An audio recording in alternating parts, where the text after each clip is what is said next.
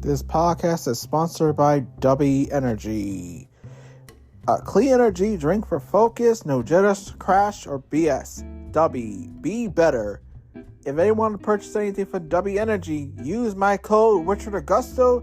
You get 10% off your purchase.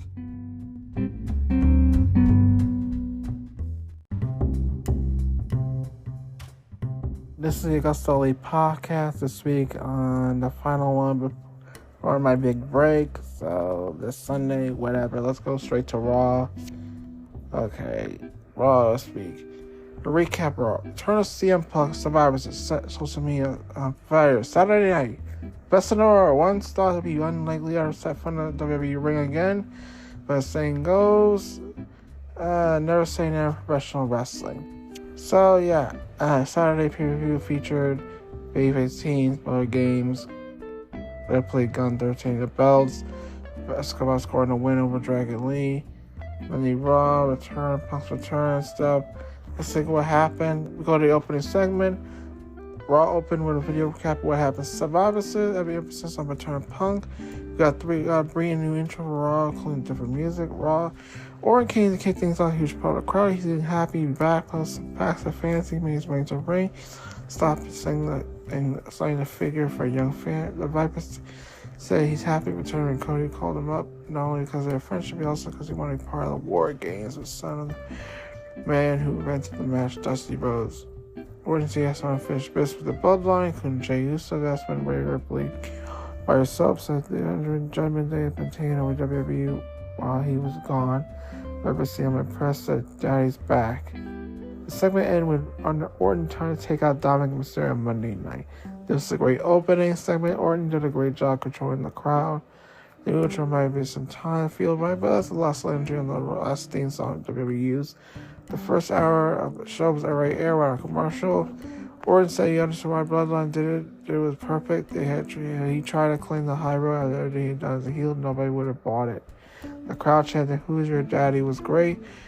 We go to tag team turmoil. After the MPS had a mini meltdown last week, he booked several tag teams to compete in a tag team turmoil match to see which duo would get the next shot at the tag titles. Tozawa Otis represent Alpha Academy, Star Bauer against Tom and Ciampa, Gargano. Here's the order elimination. DUI eliminated Alpha Academy. DIY eliminated this year. The Creed Brothers eliminated DOI. The Creed Brothers eliminated New Day. The Creed Brothers eliminated Imperium. Had the first hour of show be commercial free was a good move because it allowed WWE to finally give tag team division some attention when it's the word needed for months. The Creeds got so much time allowed to show up the fans who don't watch it. They see a better idea of what they could do. Saying the Creeds won the title shot at US to be the WWE tag team champions. No one was awesome. We got a quick segment with R-Truth. It's kind of funny. Jenny Rowland had to beat the nice gust buster to Gargano. The way I felt Johnny Wrestler was kind of brutal. WWE not having that wrestle it's a big mistake. She is more valuable as a performer than a manager. Watching a man stand holding on a ground man, not as impressive. Brutus followed top of Vince when he had a Brutus Bowl of left fun. We got Ivar versus Reed. Cody Jones clear himself the first entry of 2024's Royal Rumble match to lead to Shinsuke Nakamura dressing himself on the big screen. The artist used video directions to get stick up behind American Nightmare blow red mist his face. After the break, Ivar and Reed met for a fight. Ivar and Reed are two of the biggest guys in the WWE. But they're capable of surprising people with speed and agility. There wasn't two big dudes hitting each other. Both two started overcharging each other, but everything they had displayed their momentum, strength, psychic ability throughout the bout. Matches like this are few brought between nowadays with nice change of pace. See two meaty men slapping meat. Big E probably smiling from ear to ear while watching this. As the Valhalla drafted from the side, both men were cut out while fighting the Timekeepers Arena. They continue to fight to the crowds and security break them up. They use guards as weapons against each other. This was just playing from the start, finish. The ending will be will upset some, but lead to a rematch that should be even better. Double count out. Necro promos Japanese are so much cooler than English ones. We had Wade Barrett talking about big guy he and Jim was hilarious. Reed suplex Ivar was oppressive. Ivar breaking the ring apron with a crossbody was cool. We got Reed caught Ivar up apron trying to come up long anyway. Nia Jax versus Stark after a backstage second. Stark and Nia Jax ended up a singles match this week. Stark uses speed to avoid Jax and hit a few other breaks early on. This is before power eventually not been much for a manage. This is says the contest, but a bad job. How much Jax improved during a time when he will also make it start look like a competent powerhouse babyface. The second half of the match, but first you hear Ronald Rat move.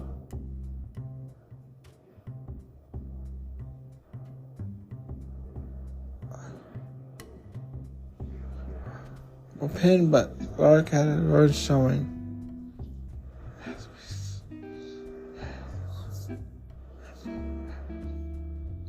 Nia Jax defeated Zoe Starks. Really a funny joke in the back. It's like you just need a why. Why and it's good. Oh, he is with Jay.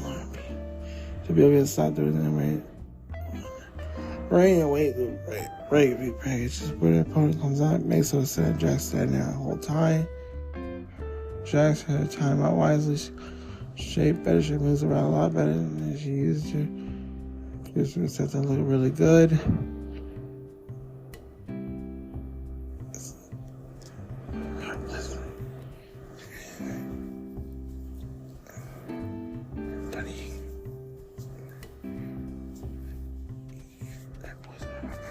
Later, he'll let it get cut. Okay. Chelsea Green, Piper Niven versus Natalia and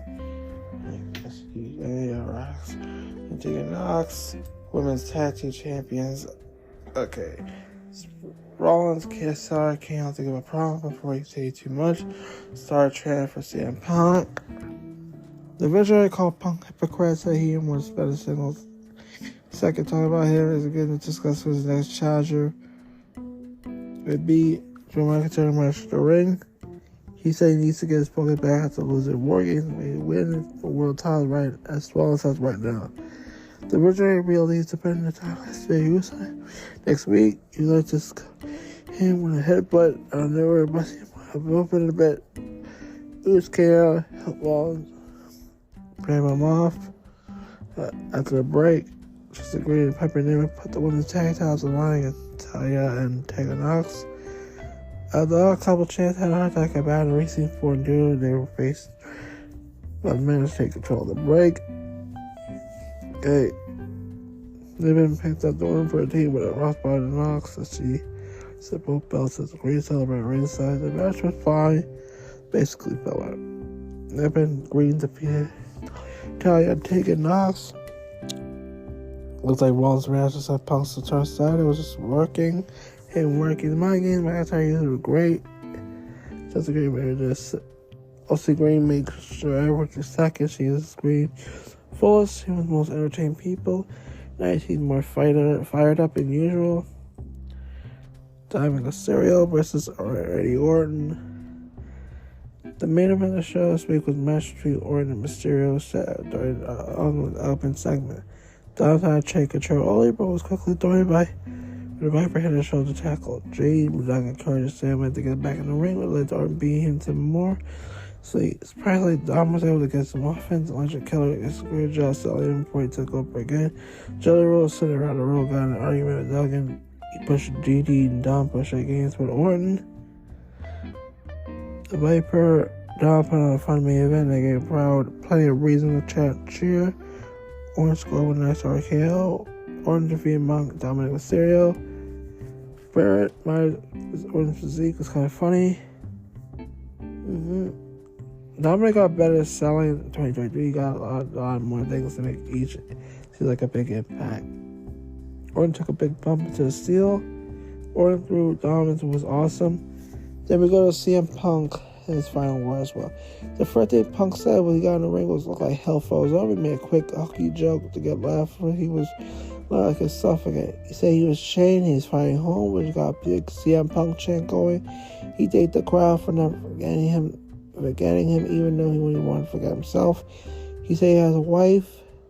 He's doing well, sending regards, and he welcomed back with open arms by almost everyone. All in all, it was a pretty tame promo, and you can see what people expected him to say. This week's show has some more energy than most episode of Raw. Also, I'm giving me credit to Punk return. It wasn't him at all. It felt like way across the board.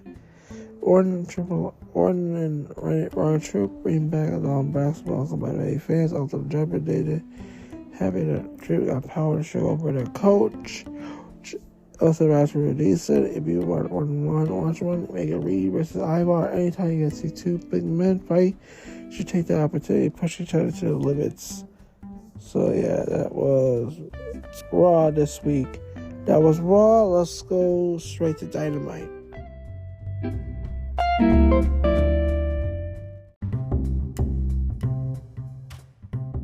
Alright, let's get to our Dynamite review. And then straight to Rampage spoilers. Okay. Anime from the Tiger Center in Indianapolis. The show featured Moxley, Strickland, building momentum in the Continental Classic. The Masked Devil playing games with MJF, Christian Cage, Christian Cage rebuttal to Adam Copeland and more. Let's get to this week's Dynamite.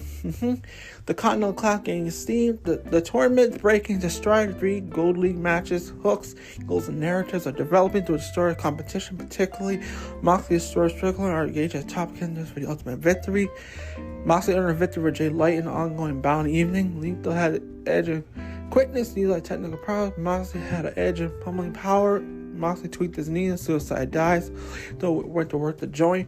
Lethal locked in the figure 4. Moxley held to reach the ropes with a break.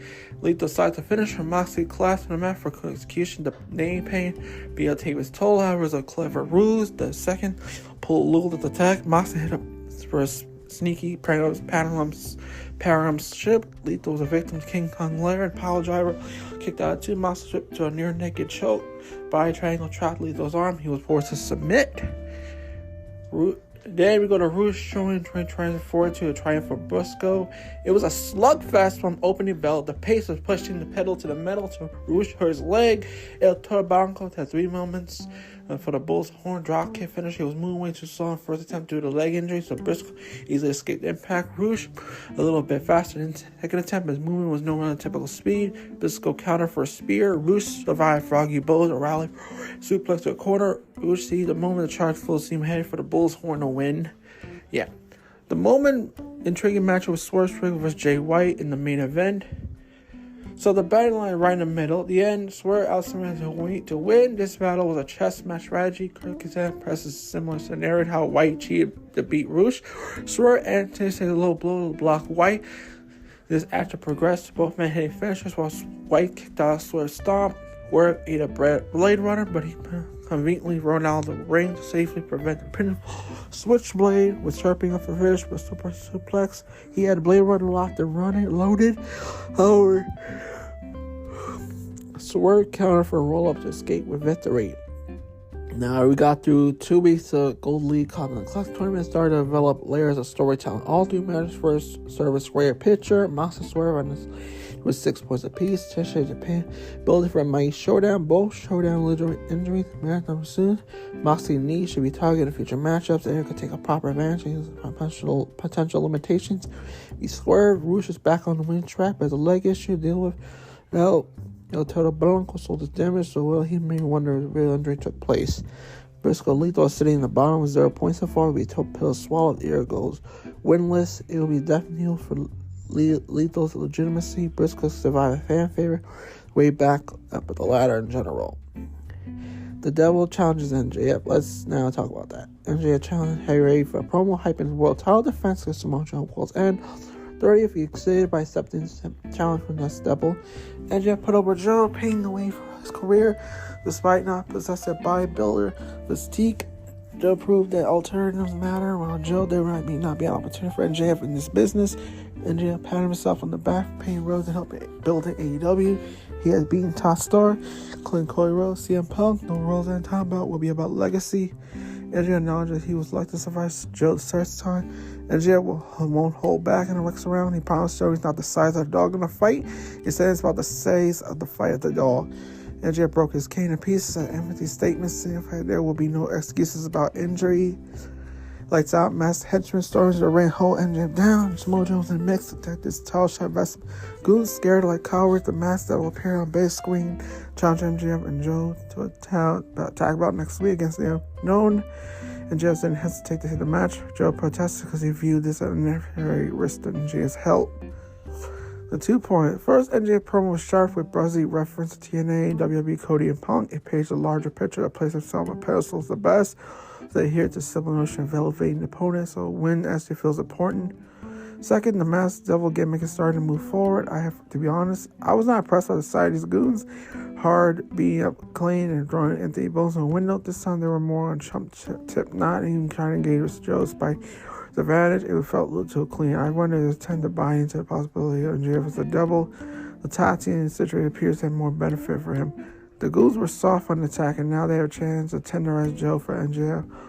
I don't think NJF is the Devil, Masked Devil. However, I think it's food for thought, just like a conversation. I'm looking for next week's match to clean and tips for who's under these masks. We got Copeland's parting words. Copeland unleashed on violence and Nick Wayne, who just to the hospital.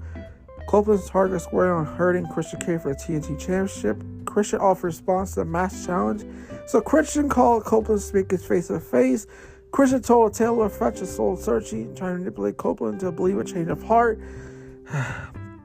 Christian referenced their childhood friendship as really rather be enemies. He decided to team together as a gesture of good faith to Copeland's departing martyr.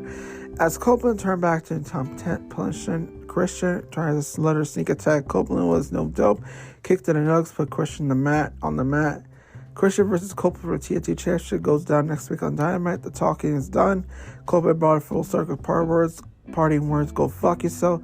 This was a nice callback to Christian initial reply to Copeland's first promo. It's an attempt for Colin Sherman wasn't losing. I was laid thick with no show manipulation. It was funny to hear the crowd react when Christian mentions Copeland's father's childhood, like the expert he is. Shin rolls with it, saying not claiming to be Copeland's father. Even smoother with Copeland not falling for manipulation. Bring on the fight. So let's go to the remainder of Dynamite. Warlow defeated AR Fox. A high fly to Warlow, even scored a 450 splash. Warlow weathered the storm, then Ray Payne on opponent with 2 powerbombs. Small time. Warlow hit 1 more powerbomb, extra force.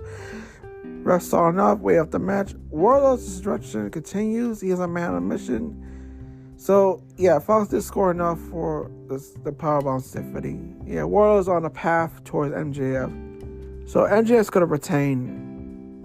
It's heading towards Warlow, taking the belt for MJF. Flight and Andrade defeated Party. The bout marked the return of Dante Martin for injury. This happened in the hometown. The action built to hot tag. Dante Stravis created autism. Party had control, stretch, falls to go. He had stretched the Albert. Top flight, Andrade to slick. High flying outside, took down the Hardys. Cassidy were on the receiving end of a triple team. Dante closed the sing slam. Muscle flex.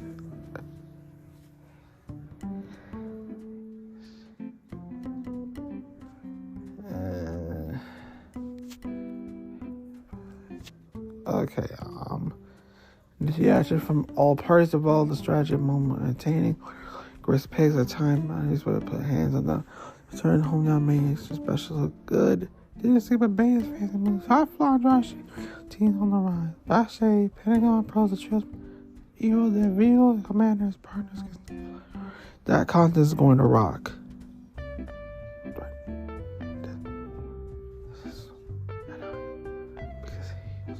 TS champion Hart defeated Emi Sakura. Households effect. Soccer chose to picture no winning by submission. The Queen imposed her force on the champion team. Soccer chose. Again, Harden.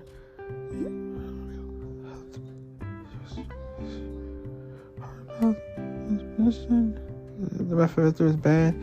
No damage. Right foot picking. Backside clear a path for moonsault to win. Trying to help them. Why did they go ahead? They go have this point. They go have to. They pick on them out needs. This season. Funny, that's just what happened. He's not listening. He's just gonna hurt him. Watch him. Oh my, that's a lie.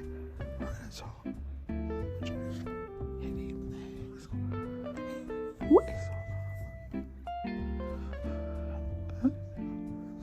Hawkcroft taught tough.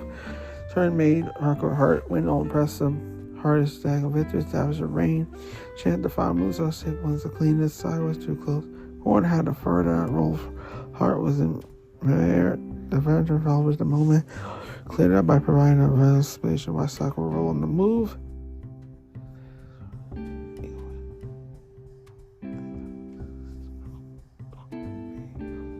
Alright, Brian Dance was commentating for the Continental Classic match. He's also delivered a match to the next opponent in Kingston. Dustin Chai couldn't stop with shaking cough at the feet. Dancing will help him come to win. Dance was very passion, pulled his motion, motivation.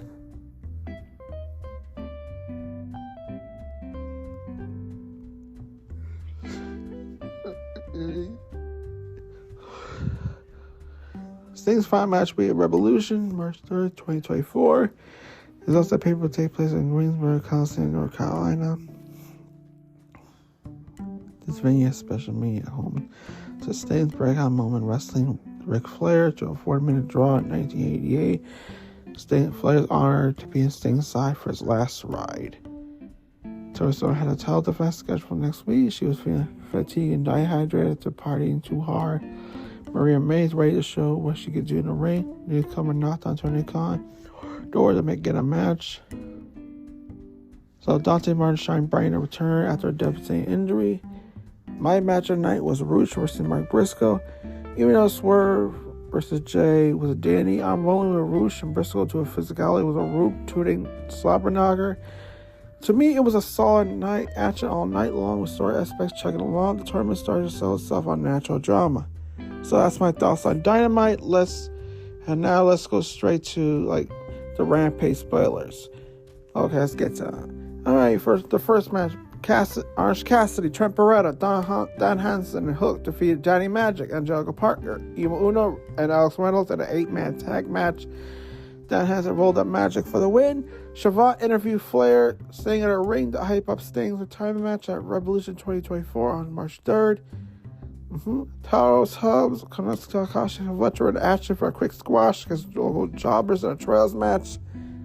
Don Callis cut a promo after the match was over. Hikaru Shida, Stanler, Blue defeated Saraya Russo and Jay in a Trails match. Blue pinned Ruby. Jane was upset with Soho after the match. El Hidro Avino, Penta Risotto, Commander defeated Brian K, J. Drake, Henry in a Trios match. Vigo pinned Drake for 6:30 at Bosch after Cage walked down his team. So that was the spoilers for this week's Rampage. So yeah, alright, let's go straight to so Ring of Honor now. Let's go straight to Ring of Honor. Alright, I'm sorry, it's Ring of Honor. Shit, Ring of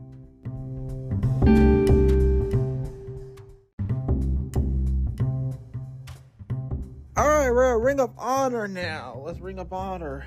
This week, Eddie Kingston takes on Lee Johnson.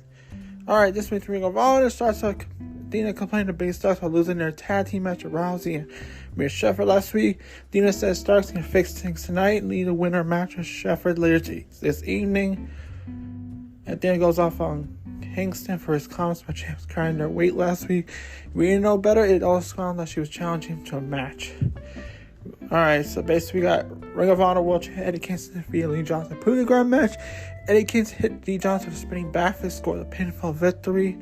The Infantry defeated the Boys. The Infantry and one of the Boys, the Boot Camp, scored a pinfall victory. Rich Ellering backstage. American has confronted Ellering. Ellering accuses her of taking to the Renegade Twins for the attack on Leah Hirsch.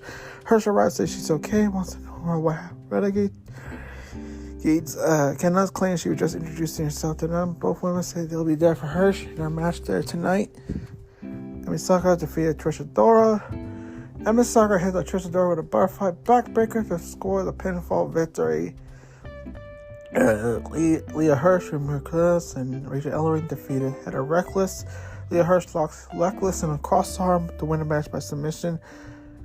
Willie Mack defeated Robert Anthony. Willie Mack beating Anthony with a sit-down powerbomb to win the pinfall match by pinfall. Will Baystar redeem himself on Dina Ring of Honor tonight. Starks defeated Shepard. Starks 10 on Marina Shepard scored the pinfall victory. Starks attacks Shepard after the match. Dina and Lexington come out and growls that Bill Starks graduated from MIT in 2023. Minions in training and getting a swerve, and Athena announced Lexington as a valedictorian and nothing else. Billy Starks gets upset, confronts Athena, but eventually backs down. Billy Starks snaps on the ramp, attacks Athena, holds the Ring of Honor Women's World Champ for throwing it down. Dalton Castle defeated Evil Uno in a survival of the fittest eliminator match. Dalton Castle hit Uno with a bangarang, scored a pinfall victory. Tony going backstage, Billy Starks confronts him, says he wants a shot.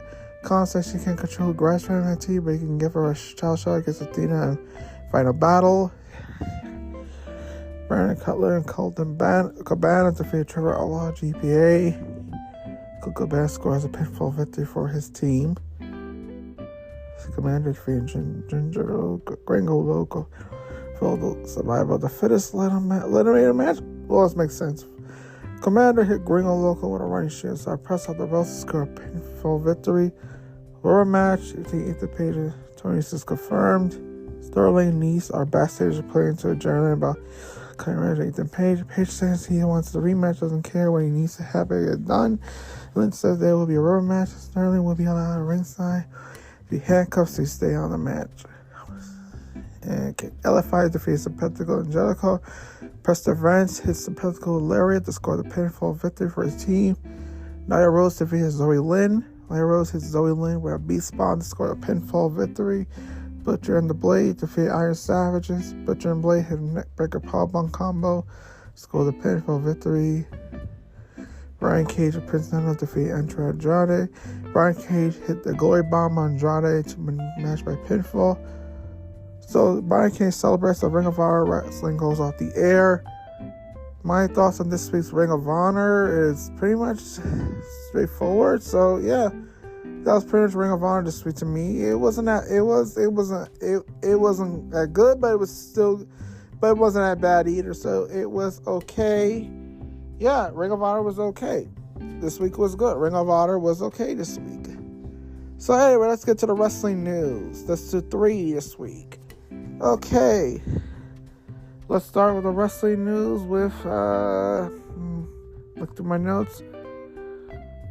Oh, here's one. Here's one of my notes. The reason why CM Punk cannot mention AEW on WWE television is a similar situation with Tony Khan and AEW stars. CM Punk's return to WWE was a kickoff to the promo on this week's Monday Night Raw, which saw the former multiple world champ claims he's home. For a reminder, the locker room that he's the best in the world, is coming for everything. Yet for the first time, many fans were thrown for a loop, expecting Rebellious Punk to mention his ugly departure at AEW, but there's a good reason it did not happen. So according to the OWN, Punk's under an NDA, will not be able to address what happened in AEW on WWE program. The same can be said for AEW. President Tony Khan and a number of AEW stars. Punk got scuffles with Cody and Page, the Bucks, and Jerry Perry. Jeff Perry is not mentioned if Kenny Omega is under NDA, but one assumed he was in the room during the Brawl for All incident. AEW World Champ NJF mentioned Punk on the program, but only in a matter of the feud that had while Punk was still within the company. So yeah, Punk and Tony Khan are an NDA, so it's pretty much what it is. So yeah, No more Punk. No more just bullshit Tony Khan Puck. Let's move on. So let's move on for this. So yeah, let's get to it. We got the injury updates. Let's talk about injury updates from our world champ this week, JF. It's been reported AEW World Champ towards Liberty during his recent title offense against JY Full Gear back in November. NJ himself confirmed the news, deleted tweet that was seen walk with a cane this week's Wednesday Dynamite to suffer injury his hip. The latest for NJ was still planning to work his title match against Samoa Joe at World's End. According to WON, this is still a case NJ is not planning on doing surgery for his torn labrum, but instead will go stem cell therapy and rehab. Has done surgery, most likely will be shelved for a few months. That's for where NJ wrestles before World's End. Reports state that NJ believes he could work and just be careful so can mirrors matchups to his big showdown with Samoa Joe. NJ is currently in the midst of the longest AEW world title all time. His first 1 year champ retaining against White and Full Gear. So yeah. Oh, there's another big news. Mitch Kenzie released by WWE. Mitchell issues statement. This is her statement. Mackenzie's running WWE's own. It's a statement. Alright, the NXT Bachelor interview, many episodes revealed in a post she wrote. She was released by WWE. She met her husband, went to the country from CT, Florida for NXT, a place considered home. Met friends, come like family, said firmly, door closing, another open. Oh yeah, she used to work for Impact Wrestle. That's good. She's been working WWE 2019. That's good. And let's see what happens next for her. I don't care, but let's see what. I don't care. So yeah. Oh, there's some news from UFC Hall of Famer Daniel Cormier. He says Gunther's new all-time favorite wrestler. Daniel Cormier has a new favorite wrestler all the time. UFC Hall of Famer, former light heavyweight champ, spoke of his love professional wrestler. There's a recent Ariel win from MMA. Howard, Ducey probably loved Randy Savage, visionary Seth Rollins, but said the current reigning World WWE under contract Gunther takes a spot. He talks about the boy Gunther. He says he's so good. He says the favorite wrestler of all time is my favorite. He has surpassed the Macho Man. I love Seth, but he got to fight while back with Cody Rhodes. The Young Bucks, they were two made flips. It really pissed me off. All that blitz, like, what about body slam? Splash, Gunther moves or a sleeper hold, power bomb, and does a splash off the top rope. It's also Gunther recently became the longest reigning IC champion in history. Surpassed the legendary Honky Tonk Man. Also, interviews, Cormier speaks about saying my name, why he thinks the former Sasha Banks is going to return to WWE, celebrating how CM Punk did last Saturday.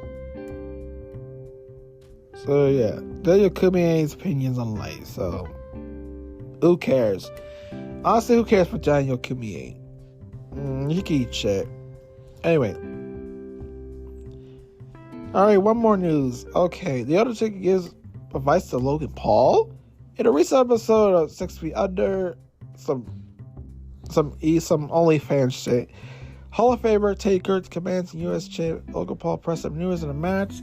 However, he wants to see Paul focus more on storytelling. He says, dude, I tell you what is amazing. Guys like him, obviously incredibly athletic. I met him once at a WrestleMania last year, Lele Berkeley. Man, if he wanted, I think, really, really special. Doesn't mean that he could do everything. I mean, he kind of invested some time, too. I think once he's doing it, we're already with. Like, pretty astounding. Really, it's not easy to get in. Have a match the caliber that quick. I think he needs a little more work in storytelling department. Yeah. So basically, yeah. Like, this is about Logan Paul. Undertaker's advice to Logan Paul. Work on your storytelling and stuff. So, yeah. That was Ring of Honor. It's some wrestling news. So, let's...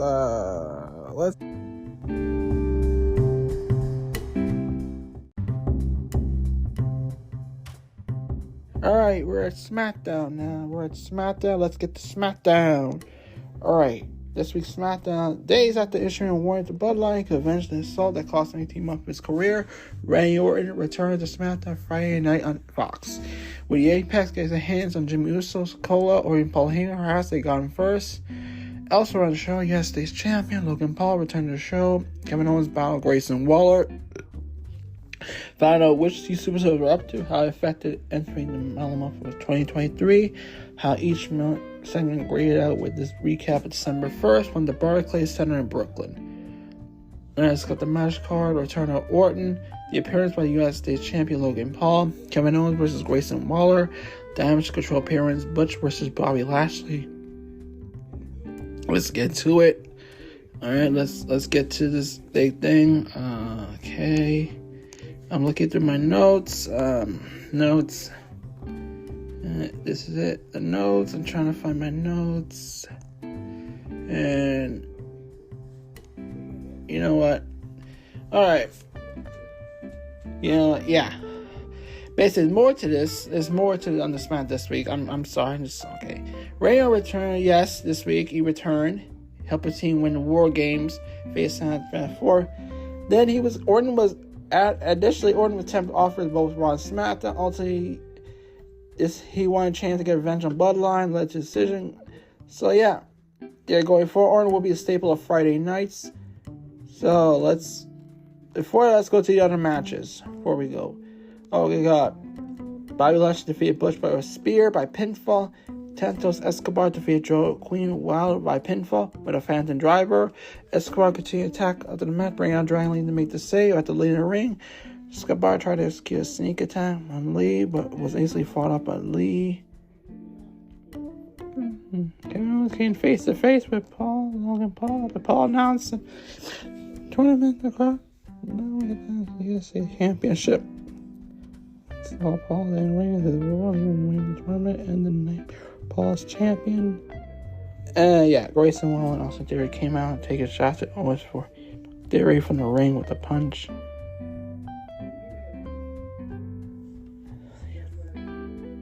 So Kevin wants to be in Grayson. Huh?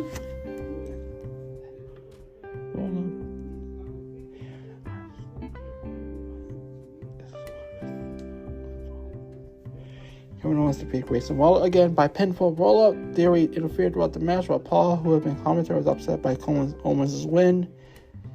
Bianca Belair defeated Carly Sane at pinfall but KOD. Belair opened the show with a promo, taking up her time with team's winner Survivor Series at War Game. Belair delivered a message to Io Sky. She's coming back to get her title back.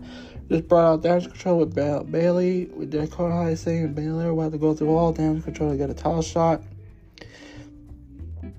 This was pretty much what they talked about. SmackDown. Now we go to the main thing. Orton chooses SmackDown Raw. So, okay. Early in the show, Paul Heyman confronted, as usual, SmackDown Jeremy and called all the offering the plans to offer Orton the SmackDown contract. All that told Heyman that he's going to sign Orton, even he had to offer the time Bloodline and get the deal done. All that was confronted by Jerome General Manager Van Pierce, who made his way to make his own pitch to Orton to get Orton signed on Raw. Orton came close the show while Adam Pearce waited on the contract and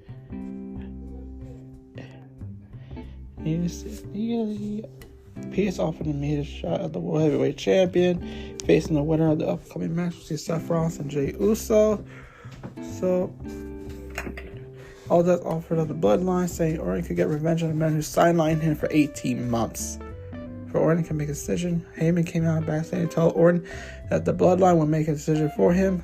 They would also make their way to ring for Braun with Orton, Jim giving the upper hand. And LA Knight made the same line. Orton, Jimmy was for RKO. Orton grabbed the contract, both contract, throwing the Raw contract out of the ring, signing a deal with SmackDown.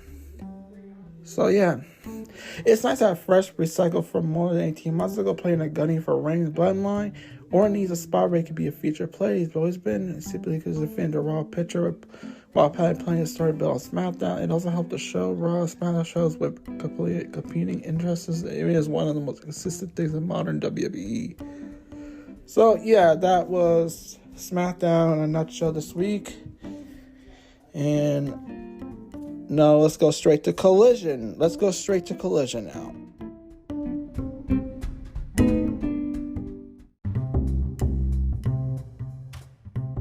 Okay, this is the final review of Collision. Before I go on my break, let's get to it. Hey, here it is. Collision. Okay, we'll go to this week's Collision. The Continental Classic Tournament continued with 3 more matches from Blue Bracket this week. 2 members of the Blackpool Combat Club were at separate matches. Claudio Castagnoli took on Brody King. Brian Dancer to face the man who most to lose in his tournament, Eddie Kingston. We also saw Daniel Garcia go against Andrade El Idolo and some more build-up on the World's End pay-per-view on December 30th. Let's look at this week last night. Castagnoli versus Brody King. Had the usual array of pre-show promos from the competitors on their matches. King made his way to the ring for the first match of the night against Castagnoli. Okay, these two very different kinds of powerhouses. Castagnoli's like an expensive luxury car, while King is like a monster truck. They are each great at different things. This is a hard-hitting fight from the moment the bell rang. They were going for holds or reversals. The majority of the fight was made about strikes. Both men left everything in the ring, delivered physical forms, and your competitor would still forget. The more punishment they dish out, the harder to predict who would get the win. King was able to score the win to become the first man star in the blue league, go up to 6 points. So this is a pure fun from start to finish. Brody King defeated Castagnoli. King had a cast in his hand, didn't stop him using an arm to hit strikes. King ripped out the padding on top barricades and hit more when he threw Castagnoli into it. King hit a bicep, somehow both ugly at the same time. Castagnoli hit flying off the screen. They hit an uppercut at quarter, the best moment of the match. Kiera Hogan versus a Bandit after recent making her first television appearance in many months. Bandit was back in an action take on Kiera Hogan. Bandit was trying to intimidate Hogan with their strange behavior. Former baddie quickly gained composure and started dishing out offense. You can tell they didn't have a lot of experience working together. The vast different styles led to a couple weird, awkward moments, but most of what we got was decent. Bandit used a unique version of DDT to pick up the win. The lights went out and the match when it came on. Julie Hart was in the ring. She disappeared again, but it was clean done to set up a feud. Our alliance time will tell. Bandit defeated Kiera Hogan. Bandit's whole aesthetic is great. It would be a great Halloween costume cosplay. Fans would tap. Hogan does some good work in ROH recently. Anyone want to see some more of her should check it out. Bandit's finisher rules. Garcia versus El Idolo. Garcia and Idolo both look together on the mood board and they're out. Garcia was already once beaten by Castagnoli. But this is the first for the El Idolo this tournament. Unlike King versus Castagnoli, this fight started for the standard exchange of holds, counters. These men both pride themselves on great technicians. They were trying to wrestle each other instead of the right punches. The forward leader, FI, might have a big power advantage, but he found himself in the defense after red jab started working on his leg. They traded upper hand at multiple times throughout the match, but like Garcia was the one controlling the pace. Just as good as one opening bout for a completely different reason. It was a physical fight, but it was more technical. Garcia did his best, but it was just a little too much for this week. He picks up the win to score 6 points. They show each other respect by shaking hands once it was over. El Idolo won. We got Roger Strong's Mojo had a final ratchet backstage for this match. Getty Magic called the cameraman pervert. Not to get too close was hilarious. Having mentioned no interference on a regular basis highlighted AEW uses interference a little too much in most situations. The tournament has been a breath of fresh air. Iron Savages versus Kingdom. House of Black versus Daniels Inside Out. Roddy accompanied Taven back into the ring for a match against the Iron Savages. Even though big powerhouses got this early offense, this ended up being a relatively quick victory for the Kingdom. It was a squash, but it was close. Even with a short length, the action we got was good. The Iron Savages have been underrated for a long time. I'd see them get more screen time. The Kingdom defeated the Iron Savages. We got another tag team against the Dance Side Out, taking out Black, Buddy Matthews. Side Out, Matthews side bout with great exchange, takedown corners. Once it's time for Black and Daniels to tag in, House of Black become more aggressive. They brought through a break into the next segment. I don't got a hot to say the fast-paced match was too late. Daniels had to stop Matthews, Black Master, trying to give Hobb the win. Hobb confront Hobb at the match. Black tried to recruit them to the house. Just alright, what's the favorite side? This no one. Black Mavericks jumping somebody down. Nobody came to say FTR.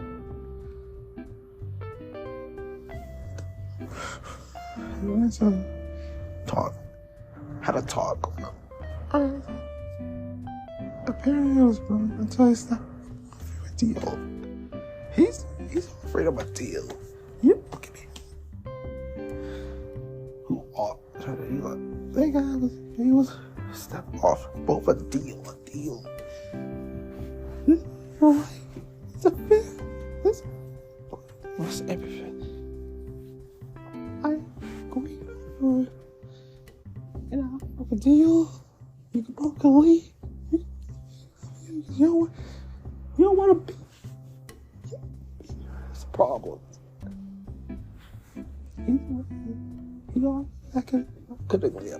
They laughed because there were issues. Started the problems. They